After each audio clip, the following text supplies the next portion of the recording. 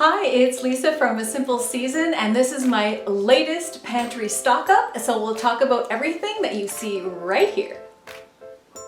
So the first thing I picked up was this 25-pound bag of flour, and you guys know me by now. I like to store things in containers. So this is a container that I picked up. Well, what did it have in it here? What, pork rinds?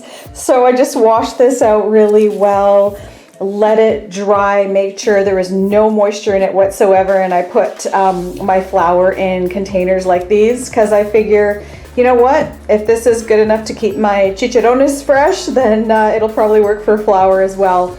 And you can see what I've done here as well, is I just put a little bit of saran wrap over the opening of the container, and then I just put the lid nice and tight over top, and that keeps the flour nice and fresh. And again, I have used this past the date by, oh gosh, months, and it still has been really good. Now when it comes to coffee, I store coffee in a few different ways. I have a shorter term supply, a medium term supply, and a longer term supply. So one that comes in a container like this is my shorter term supply. It's good for a few months past the date, but we go through a lot of coffee, so we don't, really need to worry about that too much. What I would consider a medium term supply was something that's in like a vacuum sealed brick like this. These tend to last longer in the packaging than one that's in a container like this. And then for the longer term supply, of course, we have instant, and we just, I'll use this when we go camping, or if I'm just in a pinch, I don't have any coffee in the house, and this stuff stays good forever. So as long as it's just kept in a cool, dry environment, this will stay good for years. Spices are another thing that are really important for me. So I find that I tend to make meals, and I guess most of us are like this too. We tend to center our meals around the same 10 or 12 ingredients, like rice, pasta, meat, all those sorts of things. So, and spices is really what makes the difference and just changes up the flavor of things. So for example, if I were to make a chicken dish, it's going to taste way different if I put this Caribbean spice on it than if I put this Italian seasoning or this Korean barbecue or this Sazon Goya. These just change up the flavor of everything that we make, and that applies to our baking spices as well. I like to stock up with lots on, like cinnamon, nutmeg, any of those types of things. And I've got good old Mrs. Dash here, which we tend to use. I also bought a few of these packages of pureed mashed potatoes, or these are just dry, dehydrated potatoes in a package. And I use these in a number of ways because I just love things that I can use in more than one way. So I will not only use these on their own to make mashed potatoes, but I'll use them to thicken up soups. Or if I have just regular potatoes that I want to make mashed potatoes with and I don't have enough, I will add a package of these to make it more substantial. And I also have here some cans of wild pink salmon, and I picked up a few jars of olives. These I just found on a clearance rack in my local grocery store for $1.50, which was a great price. And I picked up a couple more from my local dollar store. You can see this one, the price on here is $1.50 for this jar of green olives. So I always have olives on hand. My heritage is Italian, so I do use a lot of recipes with olives and capers and garlic, all that kind of stuff. So it's very important for me to have these. I also bought a jar of this antipasto. I think I got this at Costco, and I really like this one. It's flavorful and the price is quite reasonable. And at my local dollar store, I got some of these jars of artichoke hearts. And these I love to use in a salad, or I'll make a dip with them. Or if I just want to put together a really quick meal, I love to put things together out of my pantry for days that I just don't feel like cooking.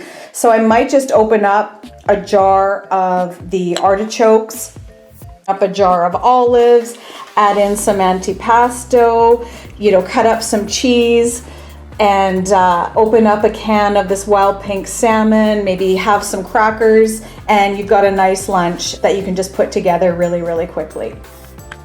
And yes, everyone, I picked up a few cans of Spam. Tried this for the first time a few months ago and I really liked it. What prompted me to try it was I heard this was really popular in Hawaii and I just figured, you know, a million Hawaiians can't be wrong. So I cooked some up, I served it over rice. I have to say it was really good. The rest of my family refused to try it, but you know what? Their loss, more for me. I actually really liked it. And I also picked up a few cans of this Hereford corned beef. This, I'll just chop it up, serve it with eggs, or have it with rice. You can reduce some of the sodium in this if you just rinse it with a bit of water.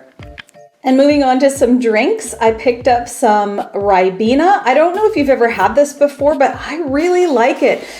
This is a concentrate, so you really only need to fill up your glass with a quarter or a fifth of the Ribena. I can't remember which it is, but it's you don't need very much, and then you just fill the rest of your glass up with water or club soda or whatever, and you've just got a really yummy drink. And it's also high in vitamin C. And I also pick up good old Tang. This is also very high in vitamin C. Both of these have, you know, quite a bit of sugar, but, you know, no more than juice or anything like that.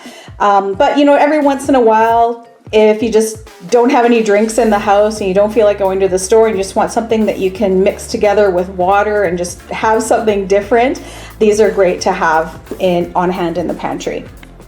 I also like to store things that go together to make other things. So an example of that would be cream of tartar and baking soda. So if you combine 2 parts cream of tartar to 1 part baking soda, you can create baking powder. Baking powder does tend to go off after a certain amount of time, but if you store the components of baking powder, so cream of tartar and baking soda, these will store separately for much longer, and then you can just make your baking powder as needed. And following in that same vein, I also like to store sugar and molasses together. So I never buy brown sugar anymore. I just make it when I need it. So if I will combine 1 cup of regular white sugar with a teaspoon of molasses, that will give me brown sugar. Shelf-stable milks are great too. I'll use these when I make cream of broccoli soup, or I'll add it into coffee, or just whenever I want some extra milk and I say I don't have any in the fridge and I don't feel like going to the store, these come in really handy. The other kind of milk I like to have a few of is sweetened condensed milk, and these are not only good for all kinds of desserts, you can make ice cream with these. So if you have sweetened condensed milk and you can get your hands on some whipping cream, you can make a wonderful ice cream out of this, and I'll do a video on that so you can see how that is. So that's my pantry stock up for this week, and I want to thank you so much for stopping by and seeing me again today, and we'll see you next time.